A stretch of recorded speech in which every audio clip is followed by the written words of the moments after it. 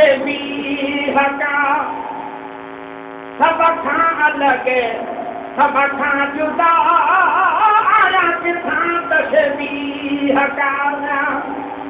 सब खां अलग सब खां जुदा तोखे ॾिठा खलिको खुदा तोखे ॾिठा खलिको खुदा सब खां अलग सब खां जुदा आया किथां तशबीह का सब खां अलग सब खां जुदा आया किथां तशबीह का ओ जासू चखण माखू मखण मिसरू सजण शीन पर जासू चखण माखू मखण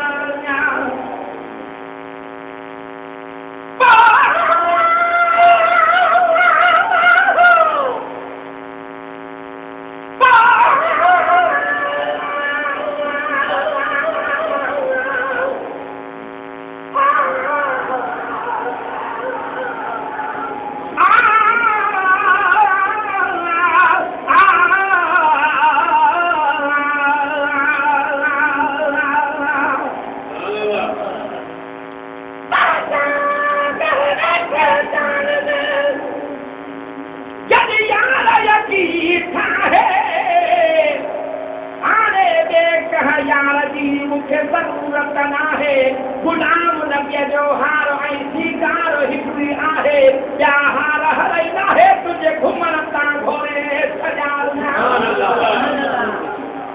पर जान गई वेठे जान में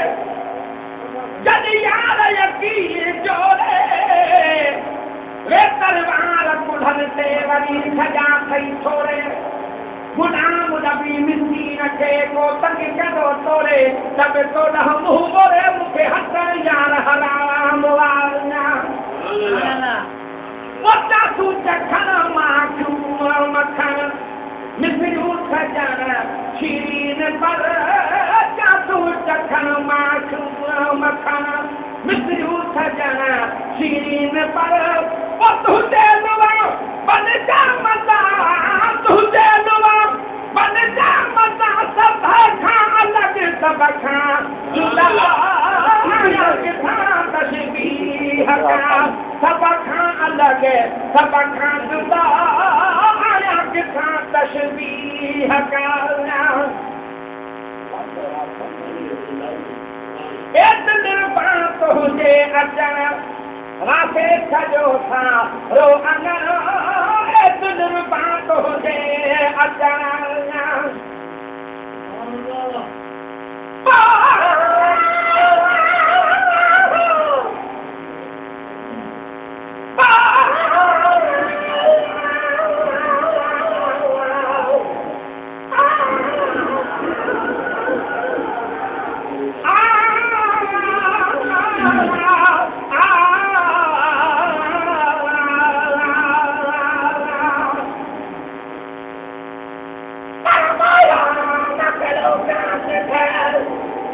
तुझे लपन के कादे चंद्र कादे सजा तुझे सिर की चांदान गुलाम नबी हर बसरी रही रिखे छावा खान से छिनदा थाजे कान जल दिशा सांस में दई छरीन पर फिर बनता सच को बना तुझा फिरूं भाग भया अथैया खलजे मथां जेके धन्य पाक थया गुलाम नबी मिस्कीन जा अजवाह नसीब वया जजा नेर थया तुझे नेरन में नज़रूर थी एतन बात हुजे अचण वासे छॾियो था रो अनर एतन बात हुजे अचण वासे छॾियो था रो अनर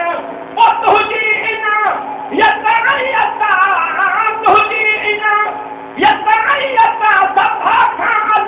सब खां जुदा आया किथां तशबीह का सब खां अलग सब खां जुदा तोखे ॾिठा खलिको खुदा सब खां अलग सब खां जुदा आया किथां तशबीह का उठे दे हीर जो तासीर भी अके हीरवा थरजे उठे दे हीर जो